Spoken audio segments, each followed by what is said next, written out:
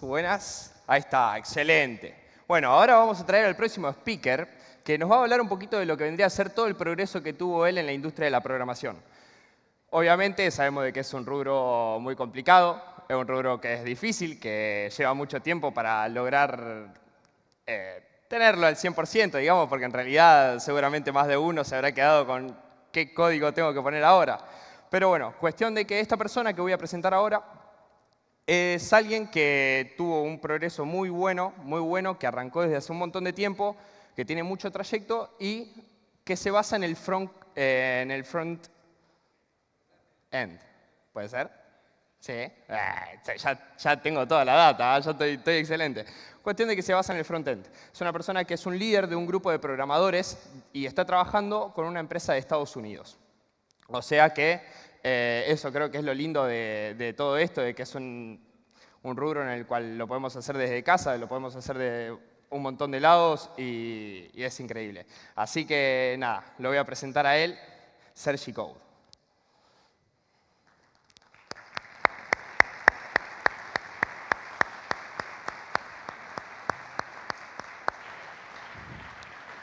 Bueno, buenas tardes, muchas gracias. Qué compromiso salir después de los 4 monstruos. Muchas gracias. Buenas, no, por favor, gracias a vos. Bueno, un placer estar acá. La verdad que la última vez que vine fue para hacer música, así que muy lindo verlos a todos. Feliz Día del Programador a todos los que estén en su día. No sé si todos son programadores. Bueno, vamos a hablar un poquito de varias cosas. Yo había preparado un workshop de Angular y bueno, me dijeron, che, falta un speaker. ¿Querés ser un speaker? Y dije, ¿por qué no? Así que acá estamos. Le voy a contar un poquito entonces, para no empezar con una charla tan técnica, un poquito de cómo llegué al puesto que tengo hoy. Yo hoy en día soy líder de un grupo de programadores de la parte de front-end de una importante empresa de seguros de Estados Unidos. Trabajo con un equipo de back-end de México.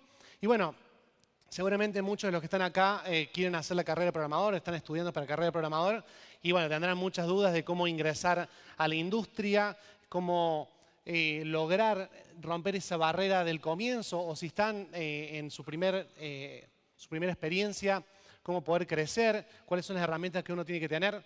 Y bueno, yo también además de ser programador y en este momento tener esta responsabilidad de ser líder, también digamos hice otras actividades como recruitment. Tengo muchas amigas recruiters, también tengo un poco de conocimiento de lo que es el negocio, entonces a lo mejor les puede servir esta charla para poder sacarse algunas dudas. Después vamos a hacer unas preguntitas también. Con respecto al tema de cómo inicié en esto, yo llevo 4 años desarrollando, empecé en 2019. Yo había estudiado la carrera de ingeniería pero no la pude terminar. Finalmente luego estudié Java Developer Engineer en una privada y dije, bueno, tengo una carrerita en una privada, ¿cómo hago para insertarme en el mundo de programación? En el backend me parecía bastante difícil. Bueno, fui hablando con gente, muchas cosas, y di con una empresa en la que trabajaba un amigo que era programador y me dieron la primera chance. Mucha gente se pregunta cómo hacer para ingresar, ¿no? Y a mí me pasó, fue hace unos 4 días, tuve una búsqueda de QA y me dijeron, búscame un QA Junior para poder cubrir un puesto, ¿no? Y recibí 330 mails. Y uno dirá, wow, ¿cómo hiciste? Bueno, la verdad que me tomé el trabajo de responderle todos porque yo creo que cada persona tiene una experiencia, sobre todo si es junior, que tiene una experiencia nueva y hay que tratarlo bien porque, bueno, es no solamente un posible nuevo empleado de la empresa o de cualquier otra empresa, sino que por ahí esa persona está cargada de sueños, ¿no? Y bueno, por el lado que recibe su currículum, uno tiene la responsabilidad de tratar de esa persona de impulsarla, ¿no? Entonces, bueno, surgen todas estas dudas de cómo ingresar al mundo de la industria. Si ustedes me preguntan recomendaciones, estudien algo muy firme, algún tipo de tecnología, ya sea la que más les guste. Primero, antes de eso, de hecho, tienen que encontrar qué es lo que les gusta. Lo que es la industria IT es muy, muy amplia. Pueden ir desde front-end, que es más cerca de la experiencia de usuario, UX, UI, que es mucho más cerca, es un poco más de estudio de qué usuario va a utilizar la herramienta. Tenés backend, que es toda la lógica de negocio. Si no, podés trabajar en una parte más administrativa. También está muy fuerte hoy en día el tema de ser recruiters. Tengo muchas amigas que se dedican a eso y les va muy bien. Entonces, primero tenés que ver dentro de todo este mundo qué es lo que más te representa, qué es lo que más te gusta para poder finalmente estudiar, ¿no? Y ver si finalmente cuando te encontrás frente al código o frente a la carrera que vas a estudiar, sos bueno, ¿no? Porque también eso hay que ser consciente y con uno mismo, digamos, tiene que ser sincero y decir, bueno, esto me cuesta mucho, a ver si puedo encontrar otra rama.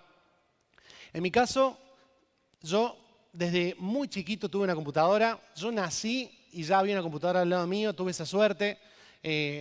Yo soy de los 90, entonces muchos de ustedes deben tener 10 o 15 años menos que yo y la verdad que eso es una barbaridad.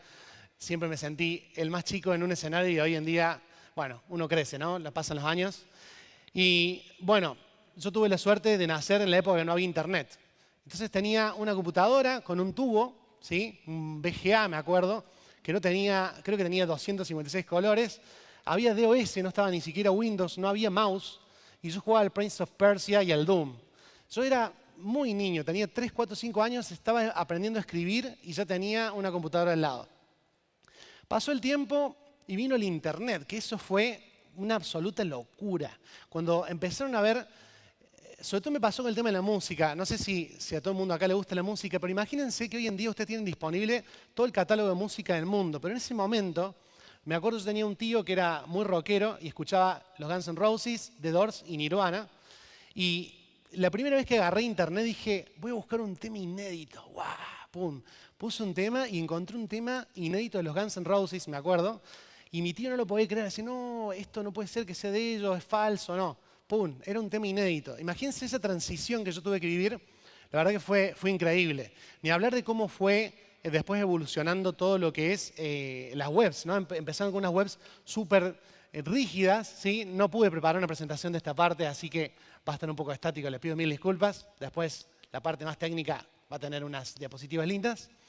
Primero empezaron unas webs estáticas y fueron cambiando hasta lo que hoy conocemos Web 2, que es toda esta cuestión dinámica. Si nosotros vamos a YouTube y todo a tiempo real, yo tengo una conexión de 1 giga. Eso es un gran avance y a lo mejor hoy en día estamos todos acostumbrados a tener una computadora en la mano, porque realmente otra cosa que ha avanzado muchísimo ha sido los móviles. Cuando yo iba al secundario, me acuerdo, aparecieron los primeros teléfonos y era mandarse un SMS, que te lo cobraran, había truquitos para mandar SMS gratis. Y todo eso fue evolucionando y hoy en día nos pasaba para hacer esta presentación, tuve un problema, entré al Canva, ¡puc!, corregimos una palabra y acá está en segundos o en minutos. Es realmente increíble cómo ha avanzado todo. Y bueno, vamos de nuevo al tema de la programación. La programación, a su vez, también fue avanzando con todos estos grandes avances de la tecnología.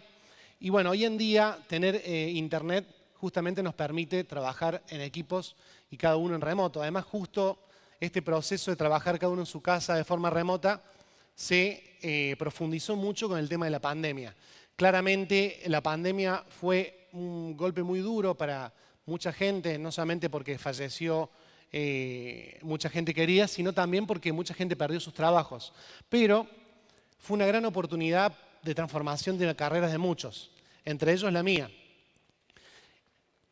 El tema de poder, digamos, trabajar remoto te abre muchas más posibilidades, porque no solamente la empresa puede encontrar candidatos mucho más específicos que cumplan las tareas que buscan. Por ejemplo, si estás buscando un grupo de programadores, en este caso, por ejemplo, para una empresa de seguros de Estados Unidos, y querés un equipo, por ejemplo, en mi caso particular, yo trabajo con argentinos que viven allá, entonces está buenísimo poder trabajar con argentinos que viven acá y hacer intercambio. Hay un montón de gente muy talentosa en Latinoamérica, no solamente en Argentina, pero el argentino tiene cierta chispa, ¿no? Y mucha gente nos busca por eso, lo he hablado, mucha gente extranjera me dicen, ustedes los argentinos tienen cierta chispa, y esa cuestión de la creatividad en la programación es clave. Entonces, volviendo al tema de cómo llegué a la programación, como les comentaba, hice esa pequeña carrera, pero luego, cuando fui al código, me di cuenta que el backend no era lo mío, que era lo que le comentaba antes. Después uno tiene que ser sincero consigo mismo. Y dije, lo del backend está muy lejos del usuario. Yo vengo del palo de la música, siempre hice guitarra, canto, y dije, yo quiero estar más cerca de las personas y el backend es muy abstracto. Si bien obviamente la lógica de negocio está buenísima y creo que tengo la capacidad para poder hacerlo, siempre me gustó más el hecho de la experiencia de usuario, ver cómo se comporta la web para poder darle una mejor experiencia a la persona, al cliente, o puede ser que tu cliente también sea otro empresario.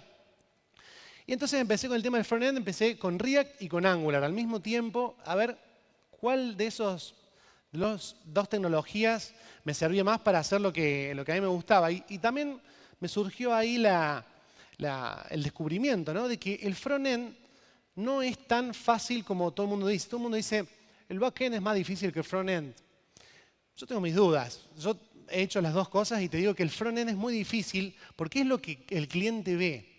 Y uno de los procesos más importantes para que un cliente te apruebe una aplicación web es que lo vea, funcione como él espera y le guste.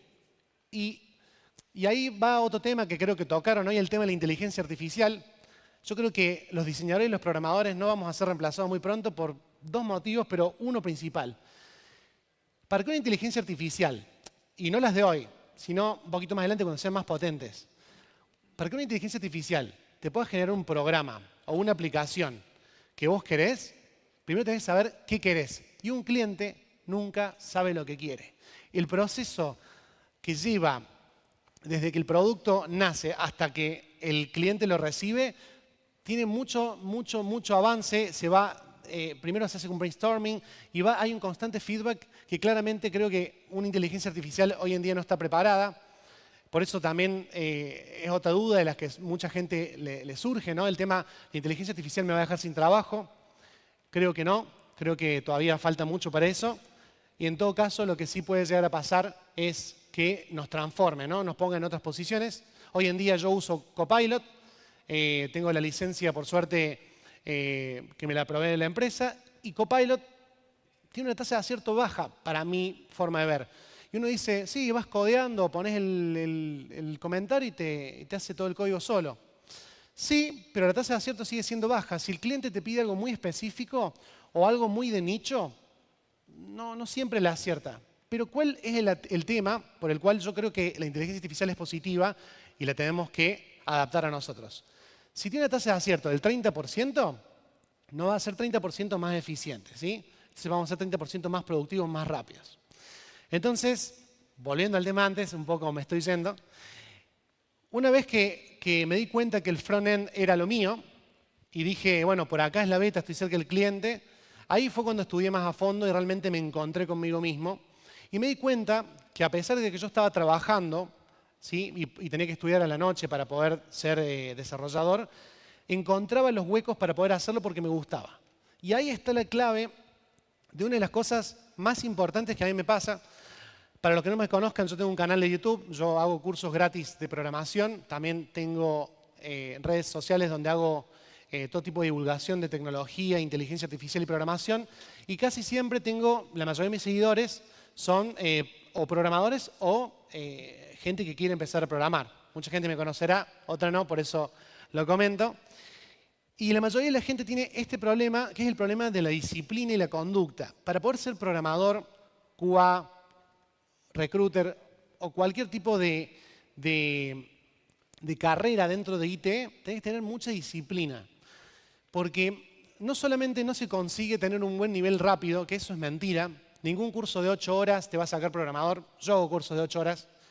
No te vayas a sacar programador haciendo un curso mío de 8 horas. Y mucho menos si lo ves de un celular. Necesitas realmente poder incorporar todas las herramientas que están en ese curso de 8 horas. Y ese curso de 8 horas que yo doy, y el que da Lucas y el que damos todos, tenés que hacer que logre internalizarse, ¿sí? Y para ello hay que verlo muchas veces con la computadora al lado y hacer una sinergia con el código y empezar a meterle algo propio, ¿sí?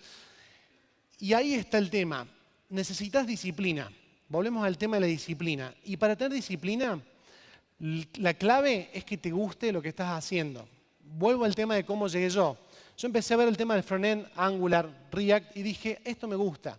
Y empecé a encontrar los huecos después de trabajar.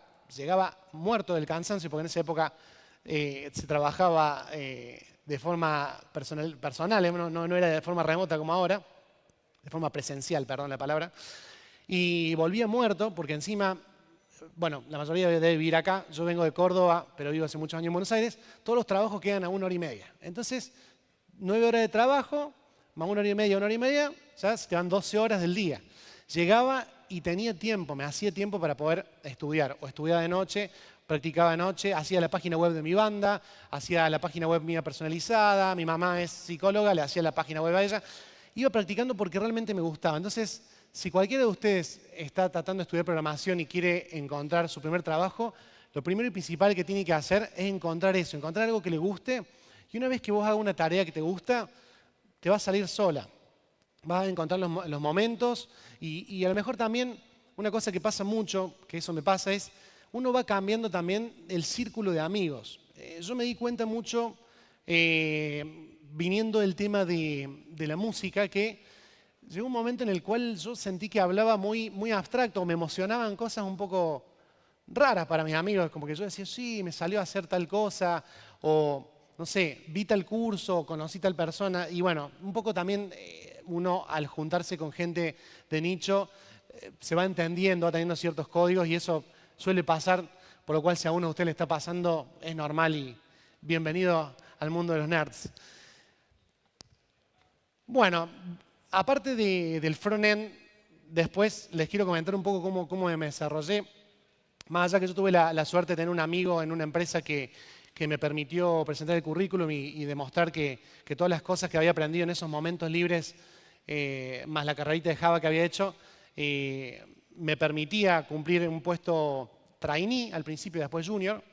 Yo venía con toda esa carga de haber hecho muchas entrevistas en la televisión, salir en radios, subirme a escenarios como músico, y eso me permitió tener cierta facilidad de hablar con los clientes. Entonces, es otra cosa muy importante para todos los que quieran entrar en este mundo, es las soft skills, ¿sí? Todo lo que es las habilidades blandas, saber hablar con el cliente, saber venderse, y eso también se desarrolla. Es mentira que uno nace siendo carismático. Sí, yo conozco a Pedro. Pedro es re carismático, nació con ese don. Sí, posiblemente ciertas situaciones en la vida llevaron a que Pedro tenga esa capacidad de carisma, esa capacidad de habla, de venderse, pero todos podemos entrenarlo, ¿sí? Quizás algunos tienen más capacidad, porque seguramente nunca llegaremos a Messi jugando al fútbol, por más que entrenemos mucho. Y en el tema del carisma seguramente lo mismo, pero todo eso se puede entrenar y tener herramientas blandas o características blandas es muy importante para esta carrera, por lo cual practiquen frente al espejo, preséntense, sean seguros. Otra cosa también es muy importante es la imagen. Si bien yo sé que está el meme, ¿no? del nerd de lentes y viste con los granitos, gorditos, qué sé yo. No, es muy importante por ahí vestirse bien, ir a las entrevistas bien, afeitarse. Es una cosa que por ahí hoy en día se quiere desbarrancar, pero creo que en el inconsciente colectivo sigue estando y ir bien presentado es una especie de respeto hacia la empresa que uno se quiere presentar. Y tercero, y algo que seguramente la mitad de acá me puede llegar a odiar, es el inglés. El inglés es clave para esta carrera. No hace falta que sepan un inglés hiperfluido. Yo tengo la suerte de trabajar con muchos argentinos en Estados Unidos, por lo cual la mayoría del tiempo hablo en español, pero todo el software está en inglés. Las documentaciones que usamos están en inglés y uno tiene que escribir documentación en inglés. Y la mayoría de los trabajos bien pagos están en inglés, por lo cual básicamente tiene que ir en paralelo. Los que ya sepan inglés y vayan a estudiar programación seguramente tienen una carrera próspera cerca de llegar. Y bueno, después de entrar en la primera etapa como trainee junior, como les comentaba, esta facilidad que yo tenía para poder hablar con los clientes me permitió que directamente, muchas de las veces que hubiera que presentar algunas de las aplicaciones de seguros, porque casi siempre me dediqué a hacer desarrollo de seguros, me hicieron a mí presentarla directamente con el cliente sin pasar por un líder técnico y sin pasar por un analista, porque sabían que yo tenía la capacidad de hablar directo y bueno, por ahí eso también, digamos, me ayudó un poco a crecer en la empresa. A medida que fue pasando el tiempo me fueron dando cada vez más responsabilidades. Primero simplemente me pasaron una tarea, ¿sí? Me decían, che, Sergio, mirá, a este botón le haces clic y, no sé, se desdibuja, cambia de lugar, no funciona como yo espero, el cliente quiere que haga otra cosa. Y luego fue avanzando a, Sergio, fíjate, tenés que hacer esta pantalla completa, entonces tenés que hacer un desarrollo de cero. Después me decían, che, Sergio, tenés que desplegarlo. Empecé a trabajar en equipos donde había que hacer, no sé si todo el mundo sabe, pero cuando uno trabaja en equipos de desarrolladores, usamos una herramienta que se llama Git. Esta herramienta nos permite capturar versiones del software. Entonces, por ejemplo, damos de cuenta que esta fila son un grupo de desarrolladores que está trabajando la parte de la portada. Este grupo de acá está trabajando la funcionalidad por ejemplo, en el caso de seguros, hagamos cuenta que ese es el formulario donde se va a llenar la solicitud. Todo acá es la parte que va a recibir, por ejemplo, uno de los vendedores. Y acá, por ejemplo, es el proceso de solicitud que va a llegar a la base de datos y se va a procesar, por ejemplo, ¿no? Entonces, cada uno de los programadores va a tener su propia versión en su computadora y va a ir subiendo a un lugar centralizado que se llama GitHub, que es un lugar donde está el repositorio. Entonces, me dijeron, esa fue la siguiente responsabilidad, hacerme cargo de las ramas que manejábamos entre todos y ir viendo que todas las versiones coincidieran, que no hubiera conflictos, etc. Y bueno, fueron pasando los años y llegó el momento en el cual un cliente nuevo aparece, que suele pasar en todas las empresas, y ahí es cuando me dice, bueno, creo que vos tenés la capacidad para poder ser líder. Primero tuve un chico a cargo y tenía un analista funcional y así fui creciendo hasta hoy en día liderar a 4 chicos y coordinar con una empresa, con una especie de otro grupo de backend en México. Y la verdad que es una experiencia muy linda. Por supuesto, mi experiencia es corta al lado de la de otros programadores. Seguramente un montón de gente tiene 10, 15, 20 años de carrera y habrá trabajado en un montón de empresas. Yo me mantuve en la misma. Una de las cosas que me pasa a mí me hacen reclutar en mi empresa de vez en cuando.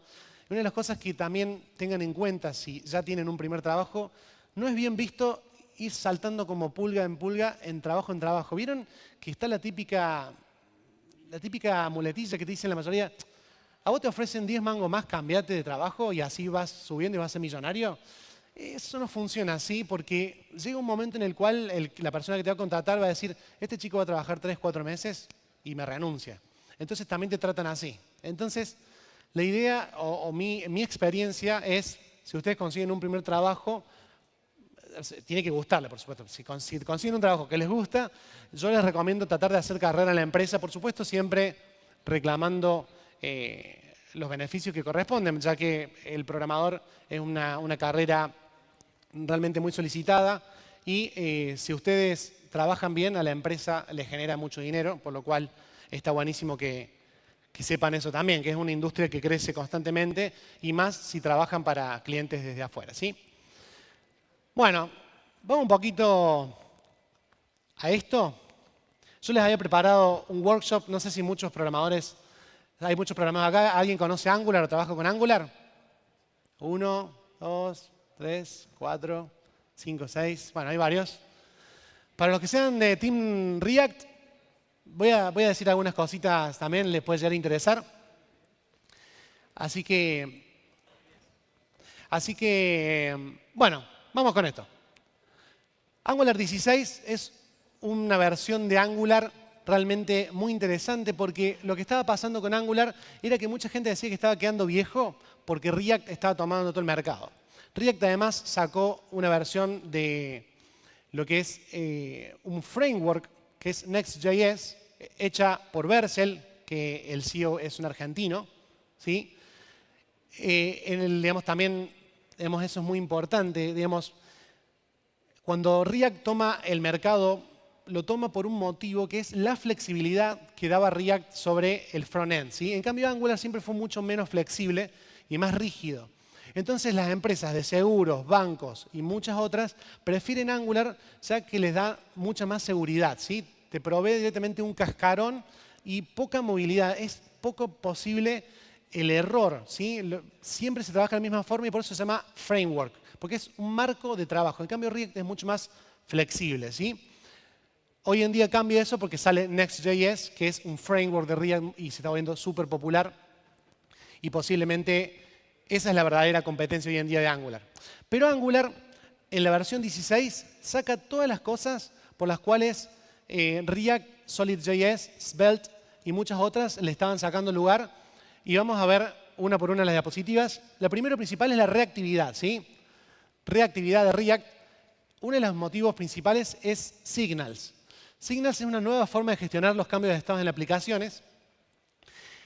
Y este es uno de los grandes avances que realmente ha hecho Angular al adquirir esta herramienta. Hoy en día, en vez de usar variables comunes y corrientes que simplemente son estáticas, con Signals podemos estar escuchándolas todo el tiempo y a medida que se vayan cambiando, toda la página se redibuja de forma inteligente. Por otro lado, Hydration, hay mejoras en el renderizado del lado del servidor. Hoy en día, por más que vos tengas una computadora vieja y no sea muy potente, cuando hacemos server-side rendering, o sea, cuando la web se renderiza al lado del servidor y simplemente te la genera de forma estática, realmente, aunque tengas una computadora que no tenga mucha potencia, vas a poder utilizar digamos, entornos webs muy poderosos a pesar de los límites que tengas en tu web, ¿sí? Standalone Components, esta es otra de las cosas principales que le reclamaban a la comunidad Angular. El tema de React es muy flexible porque no hace falta, todas las dependencias y todo es como muy libre, ¿no? Uno puede tener un componente por acá, componente por allá. En cambio, Angular siempre dependió de árboles de módulos, ¿sí? Tenés un módulo principal y módulos que llovían a su vez en componentes para que tengan sus características. Hoy en día, con Standalone Components, simplemente podemos utilizar, al igual que en React, componentes por separado y los importamos como micromódulos. Acá podemos ver un ejemplo en el cual esto funciona como un micromódulo y los imports de algo que quisiéramos importar directamente se hacen dentro del controlador sin necesidad de hacerlo a través de un módulo. Bueno, se importa como un módulo en vez de un componente. Después las injections, a diferencia de antes que había que hacer como una especie de constructor e inyectarlo de la forma clásica que se inyecta en el paradigma, en cualquier lenguaje apuntado a objetos, el paradigma de objetos, se inyecta en este caso con la simple línea inject y el service. Después también tenemos el input required, cosa que antes no existía, por lo cual en vez de darnos un error en la compilación, el error lo daba directamente al cliente y eso podía traernos problemas claramente en producción. Acá vemos también en este caso lo mismo. Las etiquetas autoconclusivas, otra cosa que se reclamaba mucho de Angular es que había que abrir y cerrar los tags, muy parecido a lo que es HTML y no parecido a React, que directamente se puede autoconcluir. Bueno, la importación dinámica y por último el ng on destroy flexible, el cual digamos, nos permite hacer como una especie de hook, ¿sí? Muy parecido a React, en el cual podamos desuscribirnos luego de todas las acciones que nos hayamos suscrito durante el componente.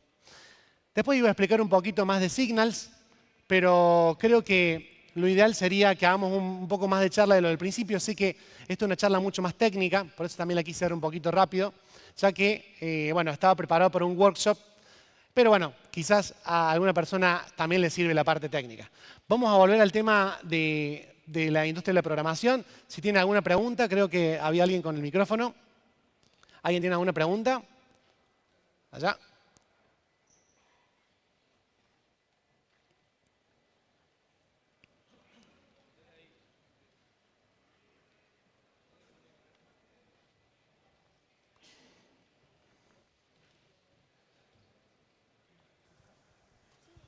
Hola, hola. Buenas tardes. Buenas tardes. Soy Cristian. Mi pregunta era, yo soy nuevo en esto de Signal, de Angular. Y ahora que salió esto parece muy interesante, pero ¿qué me conviene para aprenderlo? ¿Lo aprendo directamente desde Angular 16 o desde una versión anterior? Bien, ese es un tema que iba a explicar a continuación, así que me das pie para explicarlo. El tema de los signals es justamente porque utilizar observables en Angular era muy complejo, ¿no? Entonces, si vos me preguntas qué tenés que estudiar, lamentablemente en la programación tenés que estudiar también las versiones anteriores, porque muy probablemente vos tengas que tocar código legacy de alguna aplicación que ya esté en la empresa. Por ejemplo, si vos entras a una empresa, por ejemplo, no sé, que vas a proveer algún tipo de aplicación web, probablemente haya código que no esté en Angular 16. Yo trabajo en Angular 16 y la verdad que es una barbaridad lo bueno que está. Puntualmente, quiero mostrarles la parte del último, a ver, para no aburrirlos. Las variables simples, si uno toca el botón cambiar número a la parte de arriba, fíjense que tenemos el número A, que es 1, y el número B, que es 2, ¿no es cierto? Perdón, 3. Entonces, 1 más 3 es 4. Si nosotros le hiciéramos clic a ese cambiar número, por ejemplo, y cambiáramos el número A, ¿sí? No impactaría, no habría reactividad en lo que concatenamos en la variable C, ¿sí? Entonces, por eso surgen los observables, que son, básicamente se ve igual, pero mirá la cantidad de código que necesitabas antes para poder hacer que sea reactivo. O sea, que vos cambies la variable A, de la variable A y la variable B, cambies la variable A y la C también cambia al mismo tiempo que la A. Realmente era un código infernal. Y esto yo lo tuve que hacer muchísimo porque obviamente cuando tenés pantallas grandes necesitas que sea reactivo para que una experiencia de usuario sea mucho más amable. Y mirá con Signals cómo cambia. Básicamente es lo mismo que estaba antes y mirá el código súper corto que es, súper entendible. Entonces, básicamente lo que trae es ahorro de código y además eso, simplicidad. Cualquier persona, por más nueva que esté, lee y va a entender seguramente de qué trata. Por supuesto, no alguien recién entrado en Angular, pero una persona que ya trabajó en Angular, esto lo lee y entiende claramente. En cambio, un observable, que es una página gigante con un montón de variables que van y vienen, importaciones, probablemente le traiga algún tipo de problema, ¿sí? ¿Alguna otra pregunta? Acá. Yo le iba a hacer otra pregunta. ¿Se lo van pasando al señor?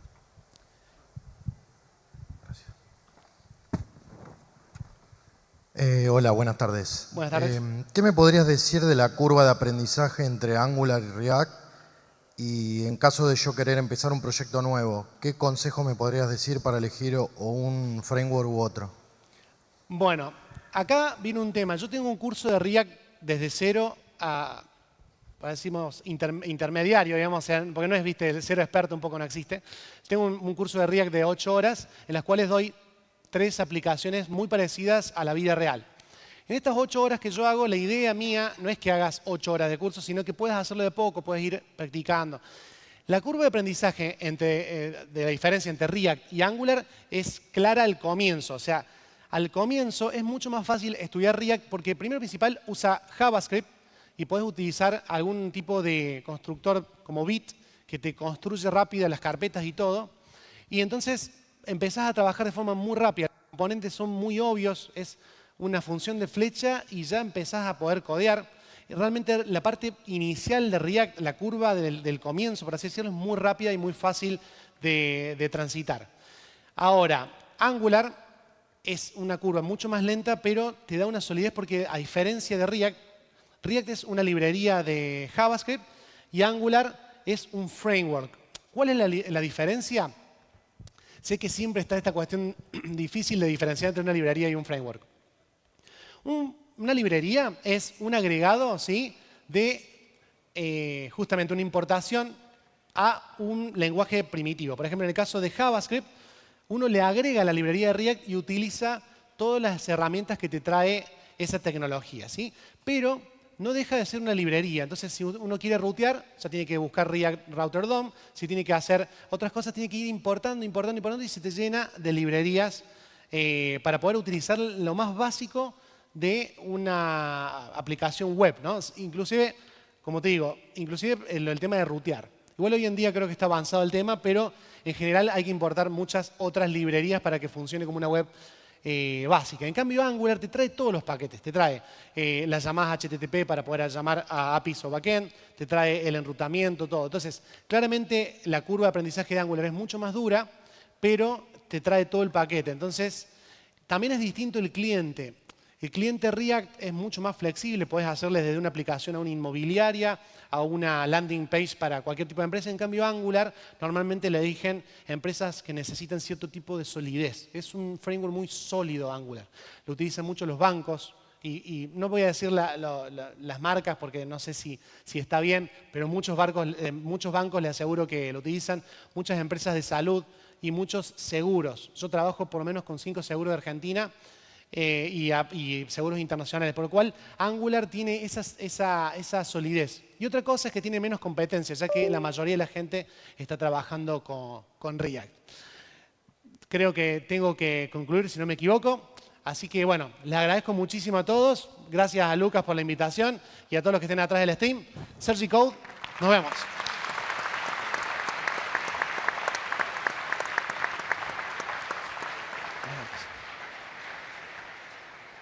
Muchos tienen la suerte que tengo yo.